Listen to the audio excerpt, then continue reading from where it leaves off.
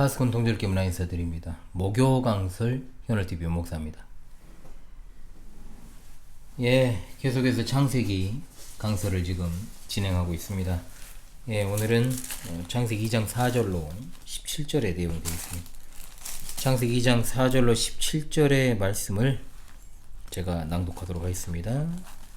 이것이 천지가 창조될 때 하늘과 땅의 내력이니 여호와 하나님이 땅과 하늘을 만드시던 날에 여호와 하나님이 땅에 비를 내리지 아니하셨고 땅을 갈 사람도 없었으므로 들에는 초목이 아직 없었고 밭에는 채소가 나지 아니하였으며 안개만 땅에서 올라와 온 지면을 적셨더라. 여호와 하나님이 땅의 흙으로 사람을 지으시고 생기를 그 코에 불어넣으시니 사람이 생명이 되니라. 여호와 하나님이 동방에 에덴의 동산을 창설하시고 그 지으신 사람을 거기 두시니라.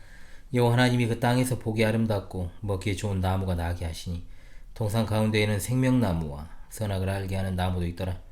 강이 에덴에서 흘러나와 동산을 적시고 거기서부터 갈라져 네 근원이 되었으니 첫째 이름은 비손이라. 금이 있는 하일로 온 땅을 둘렀으며 그 땅의 금은 순금이요 그곳에는 베델리엄과 호마노도 있으며 둘째 강의 이름은 기혼이라. 구스 온 땅을 둘렀고 셋째 강의 이름은 히데겔이라. 아스로 동쪽으로 흘렀으며 넷째 강은 유브라데더라. 여호와 하나님이 그 사람을 이끌어 에덴 동산에 두어 그것을 경작하며 지키게 하시고 여호와 하나님이 그 사람에게 명하여 이르시되 동산 각종 나무의 열매는 내가 임의로 먹되 선악을 알게 하는 나무의 열매는 먹지 말라. 내가 먹는 날에는 반드시 죽으리라 하시니라. 아멘. 에덴 동산이라는 제목으로 금주 목요 강설을 진행하겠습니다. 창세기 1장과 2장을 얼핏 보면요 서로 모순되는 것처럼 보여요. 왜냐하면 2장 4절부터 다시금 천지창조가 시작되니까요. 그러니까 1장의 창조 기사가 나온 후에 다시 2장에서 천지를 창조하기 때문에 자유주의자들은 이걸 갖다가 이제 이중기사다 이렇게 주장을 하고 후대에 편집되었다 하는 이제 문서설에 아주 근거로 삼는 그런 짓거리들 하죠. 그러나 이거는 간단히 두 가지로 반박이 됩니다. 뭐냐? 먼저는 히브리 문학은 반복법과 병행법을 주로 사용합니다. 그렇기 때문에 같은 기사를 반복을 하고요. 그 내용을 더욱더 풍부하게 만드는 기법을 쓴다는 겁니다. 다른 하나는 1장은 책의 서론이다라고 이해를 해야 되는 거예요. 그러니까 창세기 1장 1절로 2장 3절까지는 창세기의 서론입니다. 또 1장은 성경 전체의 서론이기도 해요. 서론이 뭡니까 여러분? 책의 줄거리를 요약적으로 제시하는 역할을 하잖아요. 따라서 본론의 시작이라고 말할 수 있는 2장이 다시금 창조기사로 시작하는 건 당연한 것이고 아무런 문제가 되지 않습니다. 어찌되었든 자유주의자들은 이런 것을 근거로 해서 성경이 무한 하나님의 말씀이 아니라거나 또는 창세기 1장과 2장의 저자가 다르다거나 또 어떤 편집자가 짜깁기 했다는 식으로 성경을 이제 도마 위에 올려놓고 난도질을 하죠. 그렇게 하는 이유는 뭐겠습니까? 성경을 왜곡시키고 파괴시키는 것이 사탄의 뜻이고 의도고 또 그들은 사탄의 뜻을 충실하게 이행하는 종자들이니까 그렇습니다. 무엇보다도 이제 이성의 시대, 합리주의 시대가 밝아오면서 그들은 합리주의 안경으로 성경을 바라보니까 창세기 당시의 어떤 그 세계관을 전혀 고려하지 않는 거죠. 특히 시간이나 역사에 대한 개념에 있어서 더욱더 그러합니다. 이미 말씀을 드렸듯이 창세기 1장은 창세기의 서론일 뿐만 아니라 성경 전체의 서론에 해당합니다. 그래서 대략적인 책의 내용을 소개하는 부분이고 창세기 2장은 그 서론을 이제 보다 세밀하게 구분해서 기록한 것이다. 예를 들어서 창세기 1장에서는 남자와 여자의 창조를 구분하지 않지만 2장은 구분합니다. 1장은 여자가 창조되어야 사람의 창조가 된 것으로 완성이 된 것으로 간주를 하죠. 2장 순서는 남자가 창조되고 식물이 창조되고 동물이 창조된 다음에 여자가 창조되었다라고 할 수 있는 거죠. 보다 중요한 건 뭐냐? 우리는 시간적 순서에 따라서 무언가를 보려고 하는 경향이 짙어요. 그러나 창세기 서론은 시간적인 순서에 크게 관심이 없다는 것을 잊지 말아야 됩니다. 따라서 우리가 오늘 본문에서 주목해야 될 게 뭐냐? 창조의 시간적 순서가 아니고 내용과 거기 담긴 의도에 있다 이 말입니다. 주어진 본문에서 두드러지는 게 뭡니까? 인간과 식물의 관계입니다. 이 관계를 에덴 동산을 통해서 조명을 하죠. 그리고 이 모든 사실을 통해서 인간이 이 세상에서 어떤 존재로 창조되었는가, 따라서 인간들이 어떻게 살아가야 할 것인가를 집중적으로 보여주고 있다는 겁니다. 그러므로 오늘 주신 말씀을 통해서요, 자, 하나님의 형상으로 지음받은 인간이 어떻게 살아가는 것이 복된 삶을 누리는 것인가, 이걸 상고하고 오직 하나님의 은혜로만 살아갈 수 있기를 바랍니다. 우리가 그토록 많이 듣고 이야기하고 떠올리는 그 에덴 동산이 오늘 주제잖아요. 에덴 동산이 만들어진 배경이 여기 나옵니다. 하나님께서 천지를 창조하셨을 때 그곳에는 아무것도 없었습니다. 초목이 없었고 채소가 없었습니다. 이 세상에 식물이 없다는 걸 생각하면 자연스럽게 떠오르는 게 뭡니까, 여러분? 황량한 사막이 떠오르잖아요. 사막은 그야말로 생명의 흔적을 볼 수 없으므로 그래서 사는 것들이 있긴 한데 어찌되었든 죽음의 땅이라고 불리는 게 사막입니다. 하나님은 황량한 사막을 생명의 땅 또는 낙원으로 만드시는 거죠. 자, 그렇다면 왜 밭에 초목과 채소가 없습니까? 그 이유가 두 가지입니다.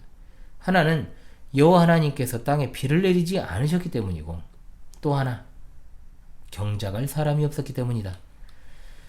그러니까 성경적인 관점으로 볼 때 하늘에서 비가 내리는 것은 어떤 대기 현상으로 일어나는 게 아니고 하나님이 비를 내려주시니까 죄송합니다. 비가 내리는 겁니다. 모든 자연 현상도 마찬가지예요. 그렇다면 이 성경이 기록될 당시 사람들의 관점도 마찬가지겠죠. 우리는 기상청을 통해서 이제 구라청이라고 조롱받는 이 기상청을 통해 과학이라는 것에 힘을 빌려서 비나 눈이나 태풍의 소식을 들어서 압니다. 그러나 그 당시 사람들은 자연스럽게 비라고 하는 것이 뭐냐? 신이 내려주는 것으로 이해를 한 거죠.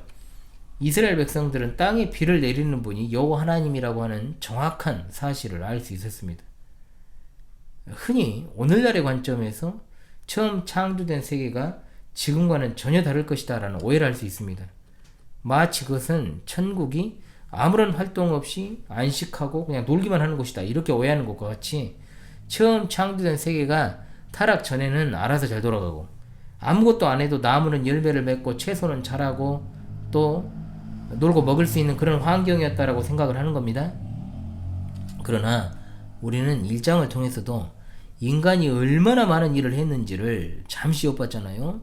바다의 물고기와 하늘의 새와 온 땅 가축과 온 땅과 땅에 기는 모든 것을 다스리는 일을 해야 했고 각종 들짐승과 공중의 새 이름을 아담에게 짓게 하셨잖아요. 보통 일이 아니죠. 아담이 에덴 동산에서 그저 놀고 먹었을 것이란 추측은 그야말로 상상 속에서만 존재하는 일입니다. 밭에 식물이 없는 이유, 경작할 사람이 없었기 때문이라고 했죠. 즉 아담과 하와는 땅을 경작하는 존재로 창조되었다라는 뜻입니다.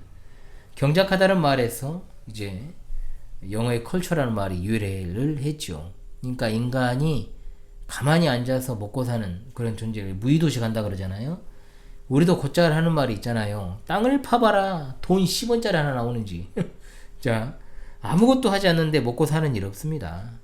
거린들도 행위를 해요. 어떤 행위? 구걸이라는 것을 통해서 먹을 것을 얻지 않습니까? 인간은 분명히 땅을 개간하기 위해 창조되었습니다. 자, 비를 내리시는 우리 하나님과 경작하는 인간이 이제 연합을 해서 땅을 가꾸어 가는 것이 하나님이 정하신 창조 질서다 이 말입니다. 자, 사실 채소가 나게 하려고 하나님이 비를 내리시고 적절한 기후 환경을 갖다 조성하셔서 땅을 직접 개간하실 수도 있었을 거예요. 그래서 이 세상 전체를 갖다가 푸르디 푸른 동산으로 그냥 만드실 수도 있습니다. 하나님께서. 예전에 공익광고 캠페인 문구가 이거 있잖아요. 우리 강산 푸르게 푸르게. 정말 어릴 때인데 그렇게 아름답게 꾸미실 수 있었을 거예요. 그런데 하나님께서는 그렇게 하실 수 있었음에도 하지 않으시고 사람을 갖다가 자신의 동역자로 세우시고 자신의 일에 동참을 시키셨다. 얼마나 놀라운 일입니까?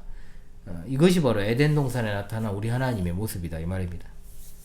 땅에 식물을 내서 이것이 하나님의 아름다운 동산이 되게 하기 위해서 하나님께서 하신 일, 먼저는 인간을 창조하시고 다른 하나는 강물을 사방으로 흘러가도록 조성하셨다라고 하는 거죠. 인간을 창조하신 것, 엄밀한 의미에서 남자를 창조하셨죠. 창조의 모습 우리가 잘 알잖아요. 하나님께서 흙으로 사람을 지으셨고 코에 생기를 불어넣어서 살아있는 생명체로 만드셨습니다. 생명보다는 생명체가 좋은 번역이에요. 자, 지었다는 말과 빚었다는 말과 같습니다. 우리가 빚는다고 했을 때는 어디에 쓰는 말입니까? 토기장이가 토기를 빚는다고 할 때 쓰는 말이죠. 흙이라는 말도 사실 우리가 생각하는 뭐 도자기 만들 때 쓰는 게 고령토잖아요. 자, 이 고령토가 아니라 티끌이라는 의미를 가지고 있습니다. 인간이 티끌 같은 존재라는 거죠. 참으로 보잘것없는 존재라는 겁니다. 티끌이 보잘것없다는 것은 그야말로 인간은 하나님을 떠나서는 생각할 수 없는 거예요. 생존할 수 없다는 것이고 정말로 생각 자체가 안 되는 그런 미미한 존재라고 하는 것을 인간의 기원이 되는 티끌이라고 하는 흙이라는 말에서 찾게 되는 겁니다. 그런 정말로 보잘것없고 아무것도 아닌 인간을 하나님께서 친히 창설하신 에덴 동산에 두셨습니다. 에덴 동산이라고 되어 있는데 동산이라는 말의 사전적 의미는 담으로 둘러싸인 땅입니다. 영어로는 가든이죠. 정원입니다. 자, 어린 시절 제가 살던 집 앞에 화단이 있었고 그리고 제가 주로 이제 방학 때 거의 살다시피 한 곳은 아버지가 근무하시던 학교 앞에 있는 동산이라 불리던 곳이 있습니다. 기본적으로 저는 혼자 사색하며 놀기를 좋아했어요. 어릴 때부터 좀 특이했죠. 그래서 겨울이고 여름이고 동산에 가서 노는 것이 너무 자연스러웠어요. 그냥 자연스럽게 성경에 나오는 에덴 동산을 떠올리면서 나름대로 저 혼자만의 에덴이라고 부르면서 그곳에서 나무와 곤충을 벗삼아서 그렇게 지냈습니다. 몇 년 전에 뭐 제가 고향을 한 번씩 가끔 가잖아요. 그래서 이제 제가 있는 곳에 30km만 가면 고향이 나오니까. 근데 최근엔 또 가고 싶었는데 못 갔네요. 어찌되었든 간에 또 갈 때가 된 것 같아요. 몇 년 전에 갔는데 동산이 없어져 버렸다고 이제 밀고 이제 길을 만들었는데 그 동산에 있던 나무들을 이제 어떻게 했나 이렇게 싶었는데 운동장 한켠에 그대로 심어가지고 조성을 해놨더라고요. 30년의 시간이 흘렀죠. 30여 년의 시간이 흘렀잖아요. 그 어린 시절에 제가 보고 이름을 붙여줬던 그 나무들이 하나하나 죽지 않고 그대로 있더라고요. 진짜 신기했습니다. 감사한 일이기도 했죠. 제가 제 추억이 다 사라지는 것 같았는데 운동장 가니까 그걸 갖다 옮겨 심어놨더라고요. 어찌되었든 동산하면 에덴 동산이죠. 창설하다는 말은 기본적으로 나무를 심다 또는 포도원이나 정원을 만든다는 의미입니다. 하나님께서는 성경 여러 곳에서 포도원 농장의 주인으로 등장하시는데 성경의 시작 부분에서 우리 하나님은 훌륭한 정원사로 그 모습이 등장하는 게 얼마나 의미심장한지요. 하나님께서 남자를 만드시고 네 알아 살아라 이렇게 하지 않으셨습니다. 들이 아직 먹을 것이 없잖아요. 에덴 동산을 조성하시면서 마치 농부가 좋은 열매 바라고 정성껏 나무를 심듯이 보기 아름답고 먹기 좋은 나무를 만드셨습니다. 이거는 인간을 갖다가 이해하는 데 있어서 정말로 중요한 이해를 제공하죠. 하나님은 인간을 먹여 사는 존재로 창조하셨습니다. 앞서 본 대로 인간은 더없이 연약한 존재잖아요. 하나님께서 생기를 불어넣으셔서 생명체로 살아가게 하셨는데 생명체가 계속 살아가려면 식물을 먹어야 됩니다. 만약 이 식물이 없으면 당연히 늘 배고른 상태로 살아가다가 죽을 수밖에 없겠죠. 에덴 동산은 채소도 있었습니다. 왜 이렇게 풍족한 식물이 가득할까요? 강이 있으니까 그렇죠. 아직 비가 오지 않는 상황임에도 불구하고 어찌 이렇게 강이 에덴에서 발원할 수 있을까? 하나님께서 지하수가 흘러나오도록 그렇게 설계하신 거죠. 강이 에덴에서 발원해서 그 동산을 적시고 또한 온 사방으로 갈라져서 4개의 물 근원이 되었다. 물이 있는 곳에 생명이 있잖아요, 여러분. 하나님께서는 에덴 동산을 기점으로 삼으셔서 온 세상이 에덴처럼 되기를 원하신 거죠. 에덴은 마치 하나의 씨앗과도 같아서 인간이 타락하지 않고 계속해서 하나님 말씀에 순종했다면 이 에덴 동산이라는 작은 씨앗이 계속 자라고 퍼져 온 세상을 뒤덮었을 것임을 우리가 알게 됩니다. 동산에는 아직 채소가 없었습니다. 하나님께서 비를 내리지 않으셨고 아직 경작할 사람도 없었으니까. 그러나 에덴은 조건이 달라요. 큰 강이 발원했고 또 그 동산을 관리할 수 있는 사람이 있었으므로 에덴 동산은 하나님께서 거룩하게 구별하신 곳이었고 그곳에서 인간은 하나님과 교제하면서 행복하게 살 수 있었습니다. 이것을 보여주는 도구가 바로 동산 중앙에 있는 생명나무와 선악을 알게 하는 나무였다는 거죠. 뭐 날파리인가? 인간은 이 나무를 통해서 이 동산의 주인이 자신이 아닌 하나님이시라는 것을 분명하게 인식할 수 있었습니다. 그야말로 하나님과 함께하는 기쁨의 동산이었다는 것이죠. 이처럼 에덴에서 인간은 모든 좋은 나무 열매를 먹을 수 있었어요. 그러나 선악을 알게 하는 나무 열매는 먹을 수 없습니다. 이를 두고 왜 하나님은 선악과를 만들었을까? 이런 식으로 불평하는 자들 제 주위에도 많았어요. 왜 일부러 만들어갖고 먹게 한 거 아니냐고. 진짜 깝깝하죠. 하나만 알고 정말 나머지 99를 생각하지 않는 좁은 소견이죠. 어차피 설명해 줘도요 이해 안 할 거고 불평할 겁니다. 생각해 보십시다. 하나님이 사과만 먹어라, 배만 먹어라 했다고 생각해 보십시오. 그런데 하나님은 그렇게 하셔도 상관이 없어요. 그렇잖아요? 그렇게 해도 하나님께는 잘못도 없고 인간은 거기에 대해서 불평할 수도 없습니다.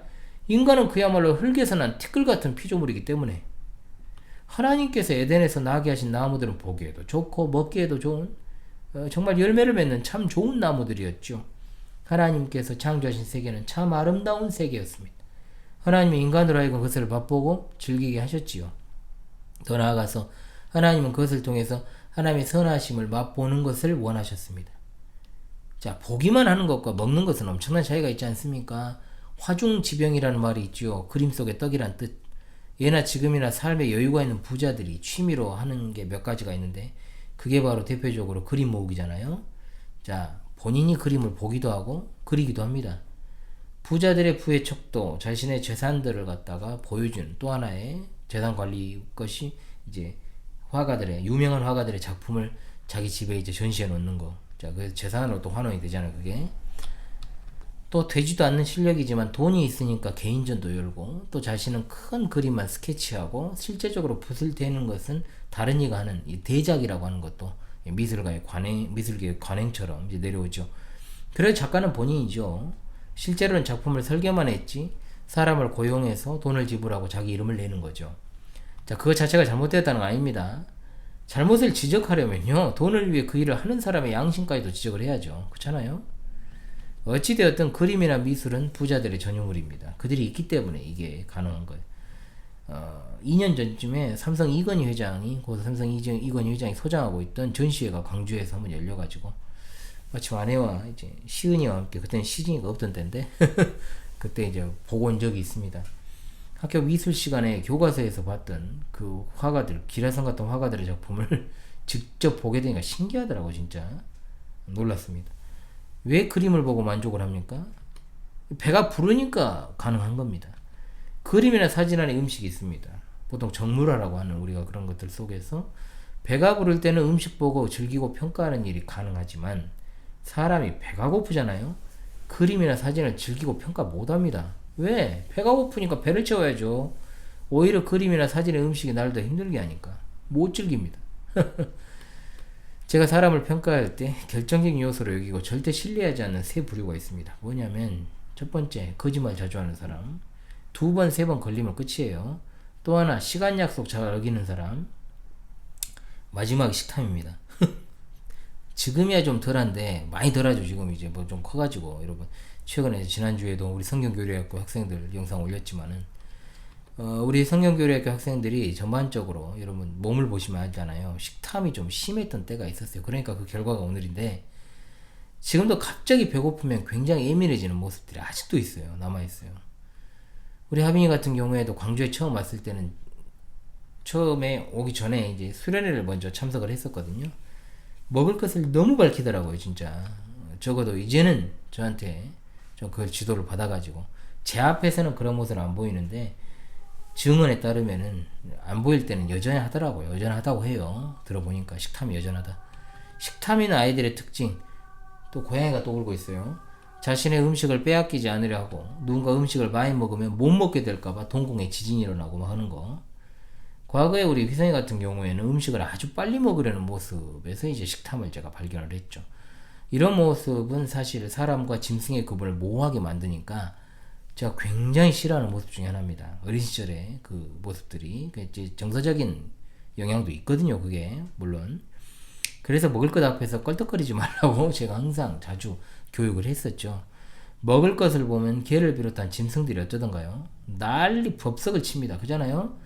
그래서 사람이 먹을 것 앞에서 흥분하고 주체 못하는 모습을 보면은 저는 좀 그렇습니다. 짐승과 다를 바가 없다라고 보니까요.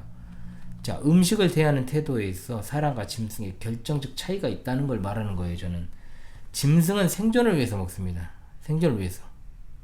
실제로 맹수들이 우리가 이제 동물의 왕국이나 이런 어떤 프로그램을 보면 사냥을 이제 성공하는 장면을 보잖아요. 그런데 성공률이 굉장히 낮습니다. 높지 않아요. 그래서 왜냐? 이제 살기 위해서 죽을 힘을 다해가지고 뛰어서 이제 잡으려고 하지만, 이제 쫓기는 애들 입장에서도 죽을 힘을 다해서 또 진짜 안 잡아먹히려고 뛰잖아요. 그러니까 사냥 성공률이 굉장히 낮기 때문에 불필요한 열량을 소비하면 안 되는 거예요. 맹수 입장에서는. 왜? 사냥을 한번 할 때 그 소비되는 그것이 엄청나니까요. 에너지가. 그러니까 반드시 배가 고플 때만 사냥한다. 원칙이죠. 사람은 그런 달라요. 배가 고프기 때문에 먹기도 하지만 음식 자체를 즐기고, 여러분 요리 프로그램 얼마나 많아요 요즘. 진짜 싫은데 저는 그런 거 어마어마하잖아요 진짜 요리 프로그램이. 그래서 음식 자체를 즐기기도 하고 또 먹고 또 사람들과의 교제가 아주 중요한 방편이 되기도 합니다. 자, 이런 차이가 있다는 걸 말씀드리고요. 요리 프로그램이 너무 많아서 그렇다는 거지 자체를 갖다 싫어하고 그런 건 아니에요. 어찌됐든 간에 식탁을 차릴 때 사람은 케밥처럼 안 차리죠. 요즘 케밥도 요즘 굉장히 정갈해요. 그잖아요. 퀄리티가 높은 음식점일수록 음식의 데코레이션을 굉장히 중요시 여깁니다. 양보다는. 보기 좋은 떡이 먹기도 좋다는 말은 인간만이 할 수 있는 말이죠. 분명하죠. 이런 점에서 하나님께서는 그야말로 초인류 셰프죠. 대충 몇 개의 열매를 먹도록 만들어 놓지 않으시고, 인간들이 배고프면 뭐 짐승을 사냥하듯이 그냥 막 돌아다니면서 먹도록 하지 않으시고, 에덴 동산은 하나님께서 구별하신 곳입니다. 인간들이 하나님의 선하심을 맛보아하는 그런 곳이죠. 인간이 분명히 하나님의 은혜를 체험하는 곳입니다. 그래서 우리가 너무 쉽게 생각하는 식사 전 기도가 정말 중요한 시간이거든요. 이게 사실은 하나님의 선하심을 감사할 수 있는 아주 효과적인 기도 시간이니까요. 잘 차려진 음식을 잘 안 차려져 있더라도 어쨌든 하나님께서 주신 것들이잖아요. 김치 하나 된장국 하나 넣고 먹더라도요, 정말 잘 차려진 음식을 앞에 놓고 하나님의 선하심과 풍성하신 은혜를 감사하고 또 주 안에서 하나된 이들의 삶과 건강을 위해서 기도한다면 얼마나 우리의 삶이 그 짧은 시간으로도 영적으로 풍요로워질 수 있겠는가를 생각합니다. 그러나 너무 안타깝게도 인간의 범죄로 인해서 이 모든 아름다운 것들이 뒤틀려버리고, 인간들은 땅을 경작하지 않고 착취하고 파괴하고 땅은 저주받고 또 그것을 보여주는 엉겅퀴와 가시를 내기 시작하잖아요. 이마에 땀이 흐르지 않으면 안 되는, 일을 해야 자기가 먹고 싶은 식물을 겨우 먹는 그런 어떤 상황. 타락한 이후에 하나님의 선하심을 인간들이 맛보기보다는 그야말로 짐승처럼 지 배를 채우려고 음식을 먹기 시작합니다. 음식을 먹으면서 하나님의 선하심을 맛보고 또 그분을 의지하고 찬양하는 것보다는 음식 자체를 위해서 사는 존재가 되어버린, 그야말로 개 돼지처럼 살기 위해 먹는 존재, 그리고 궁극적으로 잡아먹히기 위해 사는 존재가 되어버린 거죠. 제가 3방 이야기를 많이 했잖아요. 3가지 방송. 먹방, 쌈방, 먹방. 그 중에 먹방들이 정말 많잖아요. 상상할 수 없을 정도로 많이 먹는 행위. 또 맛집 찾아다니면서 또 퍼먹는 거. 그러니까 이렇게 많이 먹는 것, 그리고 맨날 맛집 찾아서 이제 돌아다니고 또 거기서 이제 찍고 하는 행위, 이걸 갖다가 이런 것은 이제 사실은 처먹는 거죠. 또는 퍼먹는다는 표현을 하는 게 맞습니다. 사실은 말은 맛집을 찾아간다고 하지만 실제로는 어마어마한 양의 음식을 처퍼먹는다고 해야 처퍼먹는 거. 처퍼먹는 걸 그대로 보여주면서 돈을 버는 겁니다. 정말로 살기 위해 먹는 것이 뭔지를 그대로 보여주는 실상. 어마어마하게 돈을 벌잖아요. 또 1000만이 넘어가더만 구독자가. 나는 지금 3달째 지금 구독자가 1명이 안 늘고 빠져나가는데, 정말로 살기 위해 먹는 게 뭔지, 거기에 무슨 하나님의 선하심을 맛보는 게 있겠습니까? 하나님을 찬양합니까? 하나님을 의지합니까? 전혀 없습니다. 그야말로 음식 그 자체를 위해 사는 그 존재로서의 원초적인 모습을 보여주는 인간의 저질을 한 단면이라 볼 수 있죠. 다시 말하지만 음식 먹으면서 하나님의 선하심을 모르고 그냥 먹는 것에만 몰두하면 짐승입니다. 그거는 다를 바가 없어요. 밥상 교육이 왜 중요한지, 왜 우리 조상들이 밥 먹을 때 예절을 중요시 여겼는지 저는 다시금 고찰할 필요가 있다라고 생각을 합니다. 그래서 제가 면치기도 굉장히 혐오하잖아요. 인간과 짐승, 그 문화적인 차이 이야기할 필요 없어요. 우리나라 기준으로 이야기하자는 거죠. 인간과 짐승의 결정적 차이가 먹는 모습이니까 자녀가 여러분 개걸스럽게 밥을 먹지 않게 교육하십시오. 아직도 좀 그런 경향이 있거든요. 우리 애들이 필요 이상으로 많이 먹는 거 제한해야 돼요. 진짜 돼지처럼 먹으면 돼지가 되고 개처럼 먹으면 개가 됩니다. 돼지 밥 먹을 때 보셨어요 여러분? 진짜 시끄럽거든요. 하면서 엄청 시끄럽게 퍼먹어요. 근데 좀 그런 애들이 있어요 보면.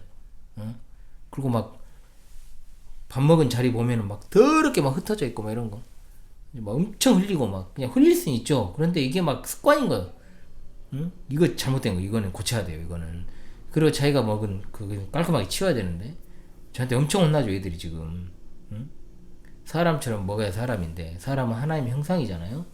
먹는 것을 통해서 하나님이 드러나야 하고 그래서 우리 신앙 선배들은 경건한 신앙 선배들은 먹기 전에 하나님 말씀 먼저 읽고 암송하고 기도하고 먹고 또 먹고 난 다음에 식후 기도도 했어요.